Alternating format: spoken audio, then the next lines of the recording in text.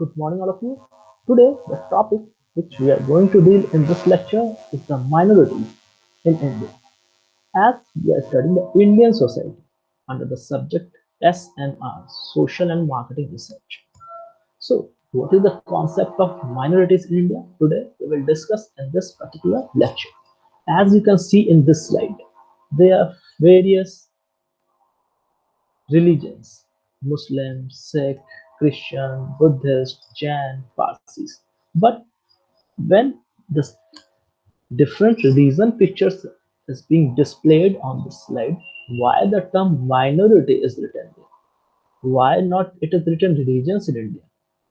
But however, if we will say that what is the total population of these religions which have been displayed on the slide, Muslims, Sikh, Christians, Buddhists, and Parsis in India, then it will be a very smaller group in comparison to a group which is having the large population.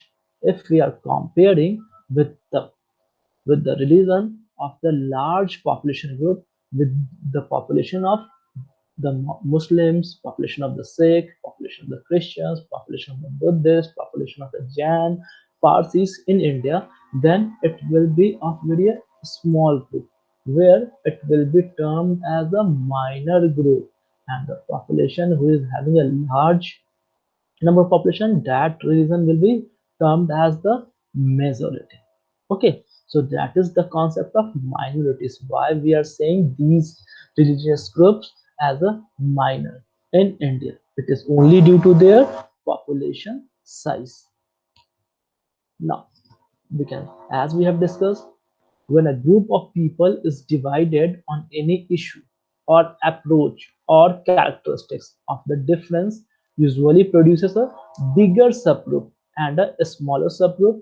The smaller subgroup is called minority, whereas the bigger subgroup is called the majority. If we are taking here in this slide that which is the bigger group and which is the smaller group, it means almost all the groups which are presented in this slide are of the smaller group, and in this slide the group which is not being presented, that is a Hindu, that is of the bigger subgroup. That's why if you are comparing this bigger subgroup with the smaller subgroup, then the bigger subgroup will be known as the majority and the smaller subgroup will be known as the minority. Okay, whereas these minority groups are discriminated against on the basis of, many times you will see that the person who is less in number and the person who is having the large population of their characteristic, they try to dominate the society. They try to dominate at every sector, in whatever sector they are dealing with.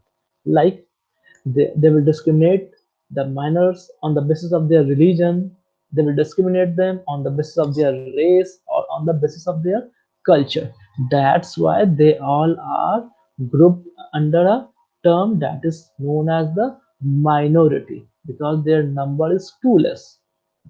They are just a smaller subgroup. That's why they are termed as the minority. Okay, like now if a person is in the less number, then what type of problems he will have to face? No doubt he will have to face at every step in this hierarchical system, in this patriarchal system of the Indian society. So how they will deal with that problem?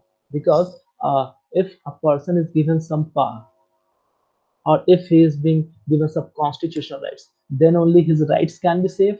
So we will see that the Subcommission on Prevention of Discrimination and Protection of Minorities, set up under the Human Rights Commission, which drafted the Universal Declaration of Human Rights, has defined minority as only those non-dominant groups in a population which possess or wish to preserve stable ethnic, religious, or linguistic traditions or characteristics markedly different from those of the most of the population. Now, according to the Universal Declaration of Human Rights, how they have defined the minority? They have defined the minority as a group which is wishing or which possesses to preserve their stable, to preserve their ethnicity, to preserve their religion, to preserve their linguistic traditions. So, in comparison to the most of the population, then they will be termed as the minority according to this group, according to this commission. A minority group very often organizes into a coherent group, drawing on the shared values, culture, language, or religion. The next question which comes in our mind, that what is the coherent group? If you will see in this slide, can you see there is any coherency between these religions? No. But however, if we are comparing Muslim with the Sikh or Sikh with the Christians, Christians with the Buddhist, Buddhist with the Jain, or Jain with the Parsi, we don't find any coherent between these groups. But if we try to find the coherent in the group, then only we can see between the Muslims the kind of coherency that they are all are having the homogeneous characteristic. Within the Sikh, they are having all the Sikhs are having the homogeneous characteristic, all the Christians, all the Buddhists and Parsis. This characteristic can be their worshipping pattern, their linguistic pattern, their rituals pattern, or their culture pattern, their occasion person pattern, their festivals pattern. These are the coherency on the basis of which they try to find out their group, because within that coherent group they are sharing their values, culture, language, or religion. For example, Muslim in India are a minority group on the basis of their religion in comparison to the majority of Hindus. Besides having an identity on the basis of religion, a group may also identify itself on the ethnic basis. Thus, a Muslim may identify not only on the religion basis but also on the ethnic basis, because in the ethnicity we have also studied that who can be termed as the ethnic, the group who is sharing the cultural values and beliefs. If a group is sharing the common cultural values and beliefs, then that group is known as the ethnic group. And here, if we are taking the example of the Muslims as a minor, then the Muslims can also be termed as the ethnic group. The Christians can also be termed as the ethnic group. The Buddhist, Jain, Sikh, they all can be termed as a ethnic group because they are having the because they are sharing the cultural values, cultural beliefs in common between their own groups, between their subgroups. Then it will be termed as the ethnic group. So here we can say that the minorities are on the basis of different discriminations as well as on the basis of ethnicity also. They can be identified. Now, with this slide, we can see the numbers, the actual figure on which we all are working, like Hindu, almost 80%, Muslims, almost 15%. It means 80% and 15%, almost 95%. And within the 5%, we can see Christians are there, Buddhists are there, Jain are there, Sikhs are there. So, if we will see in India, there are only Hindu and Muslim. Hindu at the number one, Muslims at the number two, Christians at the number three. And after all, the Buddhists, Jainis, Parsis, Sikhs, they are just for the 3 to 4%. But however, as we know, India is having a democracy. In this democracy, every person has the similar right. Either he is belonging to majority group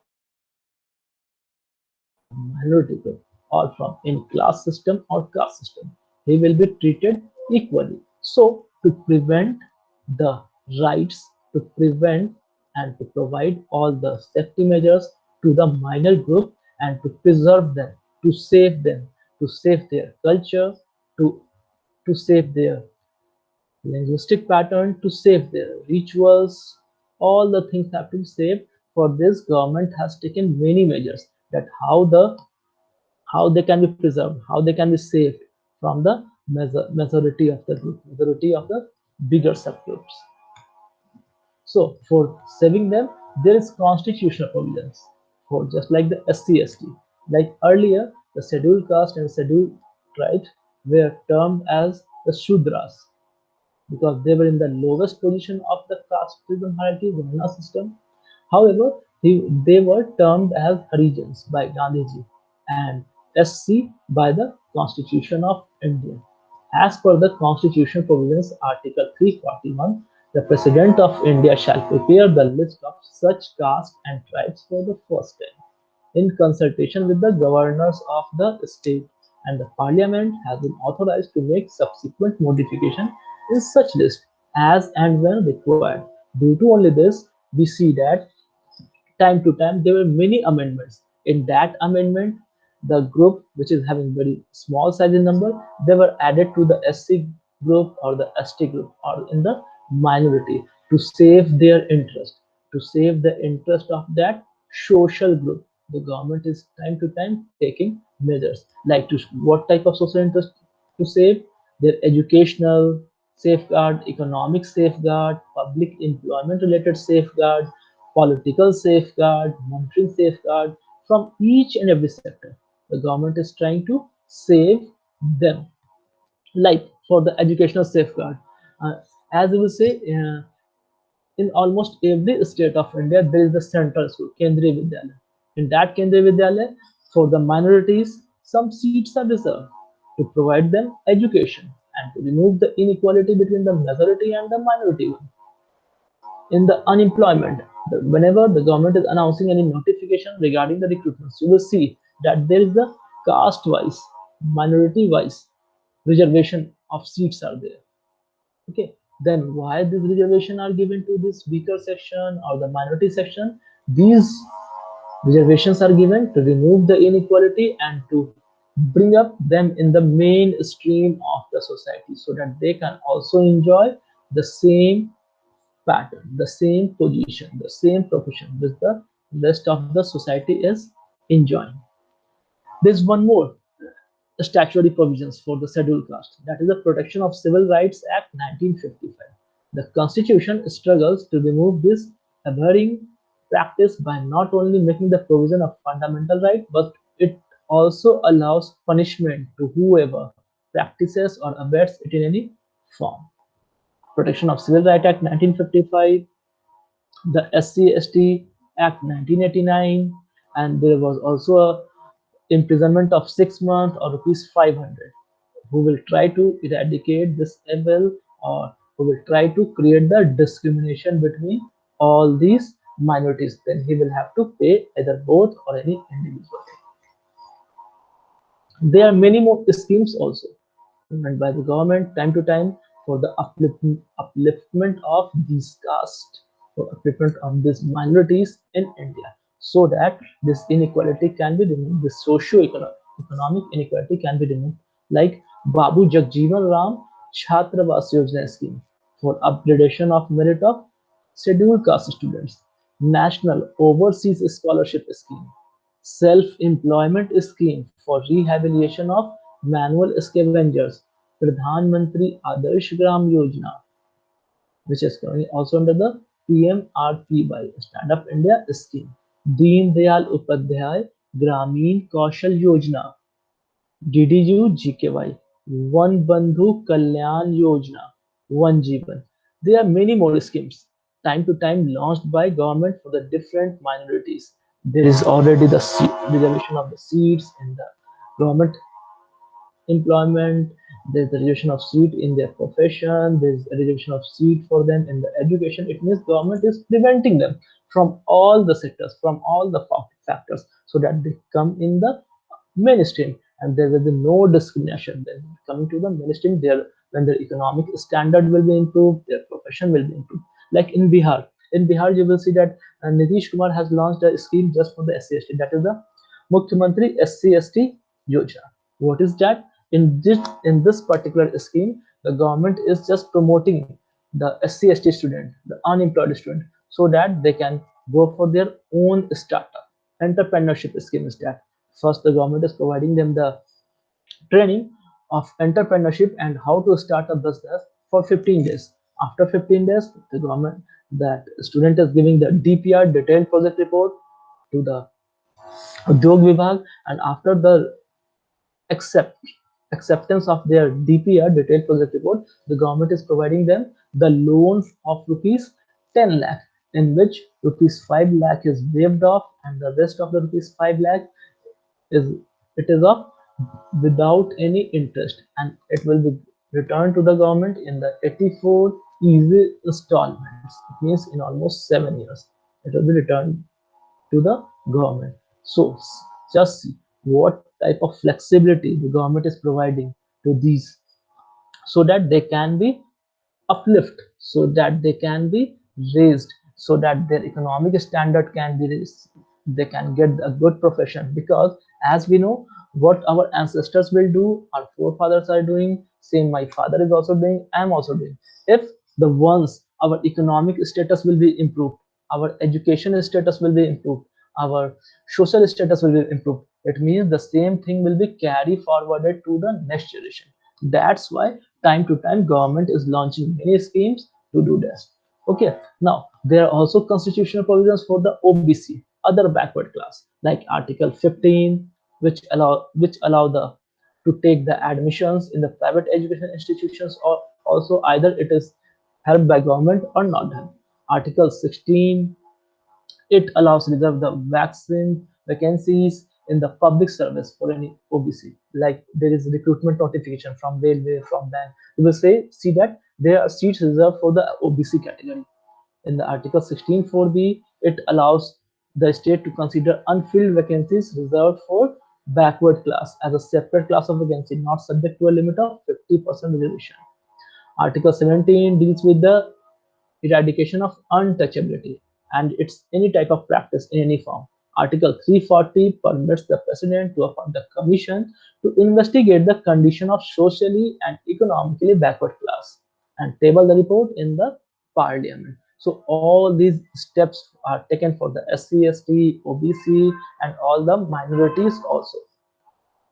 There are also statutory provisions are there, like for the commissions, like the National Commission for Backward Classes Act, set up in 1993, the National Backward Classes Finance and Development Corporation. So the government is taking all those steps to uplift them. But however, due to our negligence, due to our unawareness, we don't want to move ahead. We don't want to come in the top hierarchical system.